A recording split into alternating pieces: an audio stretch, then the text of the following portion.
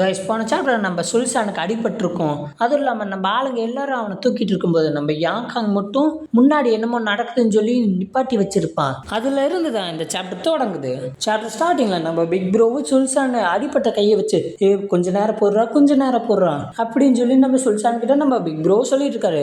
நம்ம big bro அந்த காயத்தை பார்த்துட்டு இந்த காயம் ரொம்ப டீப்பா இருக்கு, டக்குன்னு டாக்டர் கிட்ட கூட்டிட்டு போனாதான் நம்ம சுல்சானை கபத்த முடியும் அப்படின்னு சொல்லி நம்ம பிக் ப்ரோ யோசிச்சிருப்பாரு. அப்படியே நம்ம பிக் ப்ரோவா அந்த யாங்காங்கையும் அப்புறம் அந்த செகண்ட் பிரதரையும் பார்த்து முறைச்சிக்கிட்டே இருப்பாரு. என்னடா வேடிக்கை பார்த்துட்டு இருக்கீங்க, அவங்க ஒரு சாவ கிடக்குறான், நீங்க என்னடா வேடிக்கை பார்க்குறீங்க அப்படின்னு சொல்லி நம்ம பிக் ப்ரோவா அவங்கள பார்த்து கோவப்பட்டுட்டு இருப்பாரு. அப்புறம் இன்னொரு பிரதரும் வந்து நான் ஸ்கவுட்டிங் பண்ணேன், இங்க வேற எந்த வழியும் இல்ல, ஒரே ஒரு வழிதான் இருக்கு, அதுவும் இந்த வழிதான். நம்ம பிக் ப்ரோவை மறுபடி கேட்கிறாரு வேற வழி இருக்கா இல்லையா. அதுக்கு அவரும் வேற வழி இருக்கு, ஆனா ரொம்ப லாங்கா இருக்குமே, நம்ம ஜோக்காவை மிஸ் பண்ணிடுவோமே அப்படின்னு நம்ம அந்த பிரதரும் சொல்றாப்ல. இதை கேட்ட பிக் ப்ரோவும் என்ன இப்படி சொல்ற, சரி சரி அப்படின்னு யோசிச்சுட்டு இருக்காப்ல. அப்படியே நம்ம பிக் ப்ரோவும் அந்த யாங்காங்கும் மொட்டைன்னு இருக்கான்ல அவன் பின்னாடி வந்து என்னப்பா பண்ணுறீங்க அப்படின்னு நம்ம பிக் ப்ரோவோ கேட்குறாப்ல. நம்ம மொட்டையில வந்துட்டு என்னைய திடீர்னு வந்து பயன்படுத்துற அப்படின்னு நம்ம செகண்ட் பிரதர் சொல்றாப்ல. நம்ம யாங்காங்கோ அமைதியாரு அப்படின்னு சொல்றாப்ல. நம்ம பிக் ப்ரோ யாங்காட என்னையா நடக்குது அப்படின்னு கேட்குறாப்ல.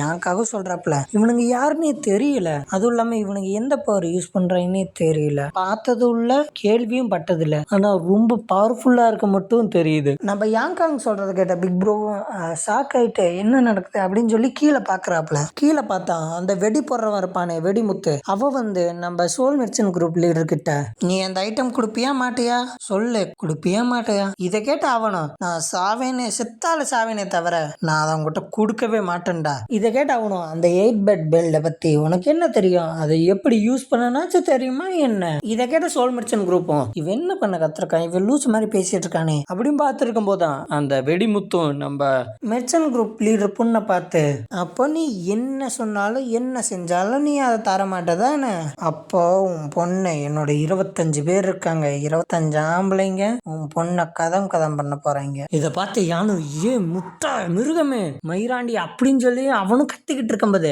இதை கேட்ட வெடிமத்தை சிரிச்சுக்கிட்டு டே ஆரம்பிங்கடா அப்படின்னு அவங்க அடியாளுங்கிட்ட சொல்றான். அவங்களும் அதை பண்ண போறாங்க. இதை பார்த்த யானோ டே நிறுத்துங்கடா அப்படின்னு கத்திக்கிட்டே இருக்கான். இதை கேட்ட வெடிமுத்தம் என்னப்பா என்ன பண்ண போற, பொண்ணு உன் அப்பம் பாரு பிடிவாதமா இருக்கான் அப்படின்னு சொல்லி கலாச்சிட்டு இருக்கான். அப்ப நம்ம மெர்ச்சன்ட் குரூப் லீடரும் டேய் நான் கொடுக்குறேன்டா விட்டுறா அப்படின்னு சொல்லும்போது இதை கேட்ட குண்டனா இதுதான் நல்ல முடிவு. அப்படியே கொஞ்ச நேரம் கழிச்சு காட்டுறாங்க.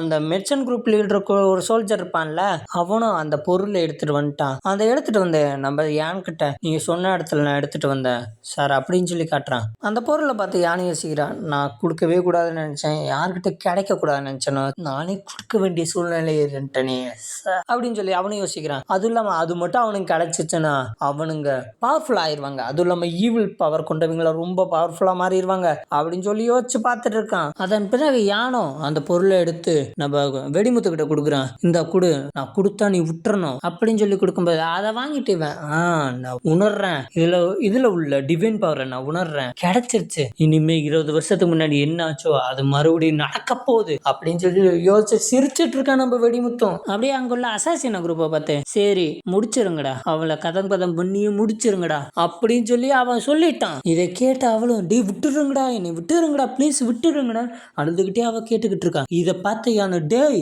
என்னடா இது பண்றீங்க, நீங்க எல்லாம் மனுஷ ஜென்மம் தானே, கடவுளும் பார்த்து பயமே இல்லையா அப்படின்னு அவன் கேட்கறான். அதுக்கு வெடிமுத்தம் டேய் நான் தாண்டா கடவுளே அப்படின்னு அவனும் சொல்றான். அதுவும் இல்லாம இன்னொன்னு சொல்றான், அது என்னன்னா உன் பொண்ணு சாவும் போது ஜாலியா என்ஜாய் பண்ணிட்டு சாப்பிட்டோம் அப்படின்னு சொல்றான். அங்க பார்த்தா அந்த பொண்ணு விட்டுருங்கடா ப்ளீஸ் விட்டுருங்கடா கத்திக்கிட்டே இருக்கான். அப்படி இதெல்லாம் நடந்துட்டு இருக்கும்போது அங்க ஒரு வாய்ஸ் கேக்குது, டேய் நிறுத்துங்கடா முட்டா பசங்களா, நீ எல்லாம் மனுஷன் சொல்லிக்கு கேவலப்படணும்டா, நீ நாயா கூட தகுதி இல்லை, நாயா இருக்கிற கூட நீ தகுதி இல்லாதவன்டா அப்படின்னு சொல்லி ஒரு வாய்ஸ் கேக்குது. அது வேற யாரும் இல்ல நம்ம பிக் ப்ரோ தான். இதை கேட்டு அங்க உள்ள ஆளுங்கெல்லாம் ஷாக் ஆகுறாங்க. அப்ப நம்ம பிக் ப்ரோவும் கத்தி எடுத்துட்டு சரி நான் உங்களை அடிக்கிறேன்டா உக்காலே அப்படின்னு சொல்லி நம்ம பிக் ப்ரோவும் ஒரு ஜம்ப் பண்ணி போறாப்ல. இங்க 2 பேரும் ஷாக் ஆயிட்டாங்க, என்னடா இவன் பாட்டுக்கு டப்புன்னு போயிட்டான் அப்படின்னு நம்ம பிக் ப்ரோ ஏர்ல இருக்கும்போது டைலாக் சொல்றாப்ல. அது என்னன்னா 10 உஃபாங் எலைட்ஸ் தான் அந்த எனன் ப்ரொவின்ஸ்ல ஸ்ட்ராங்கா இருப்பாங்க நீ கேள்விப்பட்டிருக்கல.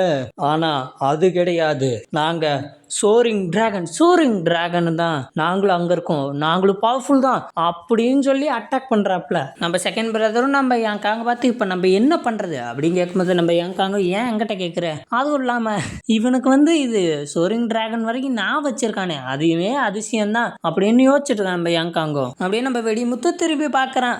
ஒளிஞ்சிட்டு இருக்க ராட்டு வெளியே வந்துருச்சாடா, அந்த எலிய நசுக்கிருங்கடா அப்படின்னு நம்ம அசாசின் கிட்டே சொல்றாப்ல. நம்ம அசாசின் குரூப்பும் விடு விடுன்னு போறாங்க நம்ம பிக் ப்ரோ அடிக்க. நம்ம பிக் ப்ரோஸ் அலட்சம் ஒண்ணு கிடையாது. நம்ம பிக் ப்ரோஸ் வாடை எடுத்து வீச்சுக்கிட்டே இருப்பாப்ல, ஸ்லாஷ் பண்ணிட்டே இருக்காரு. வரவனுக்கெல்லாம் வெட்டிட்டு இருக்காப்ல நம்ம ஆளும். அப்படியே அங்க உள்ளவனு சொல்றான் நீ முடிஞ்சடா அப்படின்னு சொல்லி மேல குதிச்சு அட்டாக் பண்ணும்போது நம்ம பிக் ப்ரோவும் பாக்குறாப்ல, சாப்பிடா நாயின்னு சொல்லி அப்படியே நெஞ்சில ஒரு ஸ்லாஷ், அவனும் அப்படின்னு சொல்லி இறந்து போறான். இதெல்லாம் பார்த்தா அந்த அசாசின் குரூப் லீடரும் நாட் பேட், நல்லா தான் சண்டை போடுறான் நம்ம பிக் ப்ரோவை பார்த்து சொல்றான். அதுவும் இன்னொரு அசாசின் குரூப் 3 பேர் இருக்காங்களா, அவனுங்க என்ன சொல்றாங்கன்னா, டேய் அண்டர் டீமானிக்கு பார்த்துட்டு இருக்காப்ல, ஒழுங்கா அவனை கொல்ற வழியா பார்த்துக்கோங்க அப்படின்னு சொல்றாப்ல. அப்படியே 3 பேர் அட்டாக் பண்ண போகுது. அங்க ஒரு ஏரோ குத்துது.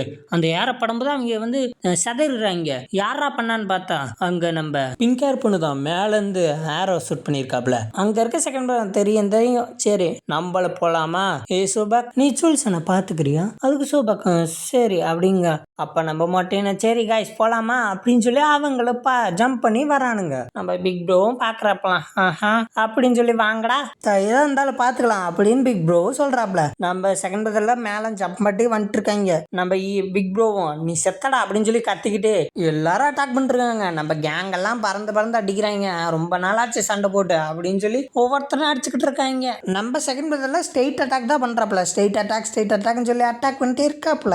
அப்படியே எங்க ஒரு ரணகலமே போகுது, போர் நடக்குது.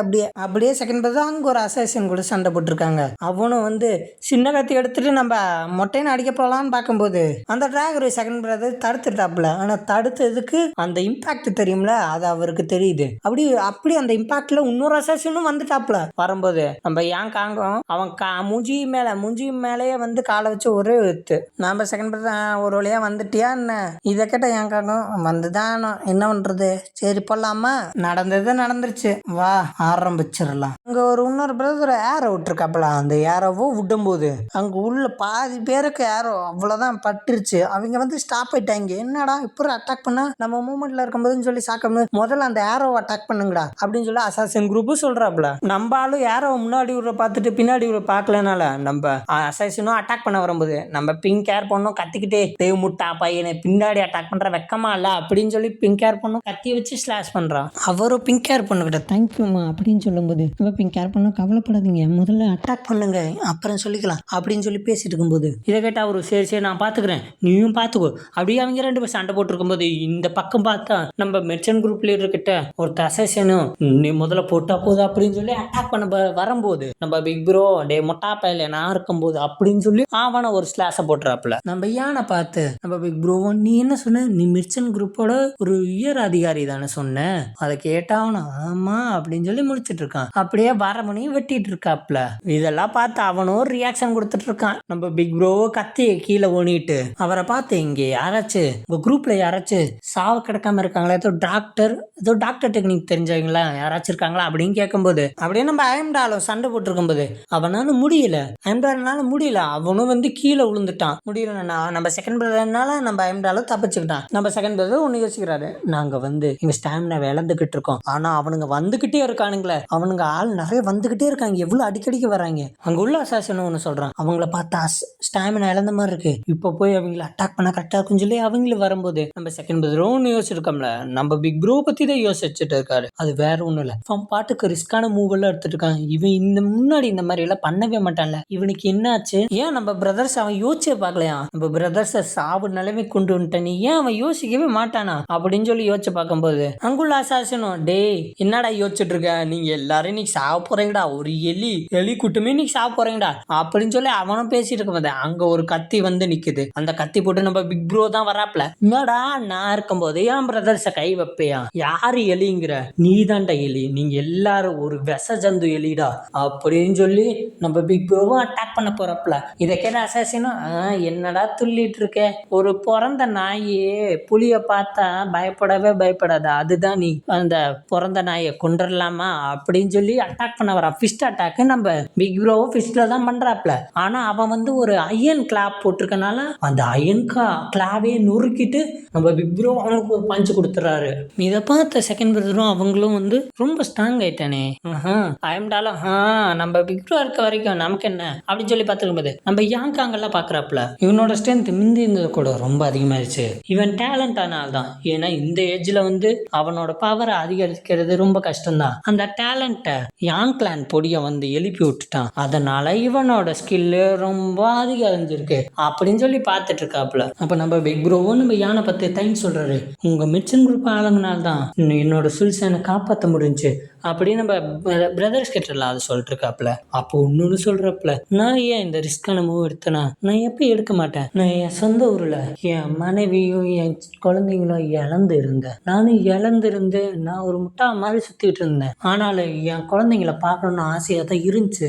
சரி அதெல்லாம் இருக்கட்டும், சாரி கைஸ், நான் வந்து உங்களை இந்த ரிஸ்கான நிலைமையில இருந்ததுக்கு நான் ஒரு தலைவனா இருந்து தகுதி இழந்துட்டேன், அதெல்லாம் பிரதராகவும் தகுதி இழந்துட்டேன், சாரி கைஸ் அப்படின்னு சொல்லும்போது நம்ம செகண்ட் பிரதர்லாம் டே முட்டாளே, நீ எப்பயும் உன் சொந்த கதை பத்தி சொல்லவே மாட்டியே, இப்ப என்ன டக்குன்னு சொல்லிட்ட. அதுல இருக்க இன்னொரு பிரதரும் என்ன உனக்கு ஒய்ஃப் இருக்கா, உனக்கு கல்யாணம் ஆயிடுச்சா, அதெல்லாம் சொல்லவே இல்லை. அப்புறம் இன்னொருத்தனும் சரி நம்ம இந்த பாஸ்டர்ஸ் எல்லாம் அடிச்ச பிறகு உன் கதையை சொல்லு, நாங்க உட்காந்து கேட்கிறோம். நம்ம எல்லாரும் ஒன்னா பிறக்கலதான், ஆனால் நம்ம பிரதர்ஸ் தான். நம்ம ஒன்னா பிறக்கலாட்டியும் நம்ம ஒன்னா சாவமே அப்படின்னு சொல்லி அவங்களும் சண்டைக்கு தயாராக்காங்க. அப்ப பிங்கார் பொண்ணு வந்து என்னப்பா சாவுன்னு சாவே சொல்லிட்டு இருக்கீங்க, நீங்களும் சாக மாட்டீங்க, நம்ம ஓல்டு பண்ணா மட்டும் போதும், நம்ம காவல் தெய்வம் வந்துருவாப்ல. இதை கேட்ட பிக் ப்ரோவும் நீ சொல்றது கரெக்ட் தான், அப்படின்னு நம்ம ஓல்டு மட்டும் பண்ணா போதும் அப்படின்னு சொல்லி வாங்க நம்ம வந்து அட்டாக் பண்ணுவோம் அப்படின்னு சொல்லி எல்லாரும் அட்டாக் பண்ணிருக்காங்க. இதை பார்த்த வெடிமுத்து என்ன நானே போறதா என்ன அப்படின்னு சொல்லி கேட்கும்போது, இதை கேட்ட அந்த வளைய பிளேடு யூஸ் பண்ணல, வளையல் மாதிரி பிளேடு, அவனும் தேவையில்லை நான் பாத்துக்கிறேன் அப்படின்னு சொல்லி அவனு போறான். வரும்போது என்ன சொல்லிட்டு வரான்னா, அவனுங்களை பார்த்தா அவங்க கிட்ட ஒரு நம்பிக்கை இருக்கு போலே, அந்த நம்பிக்கை சதைச்சிட்டு அவங்க முகத்தை பார்த்தாலே போதும் எனக்கு அதோட சொர்க்கமே எதுவும் இல்லை அப்படின்னு சொல்லிட்டு சைக்கோத்தனமா வரான்.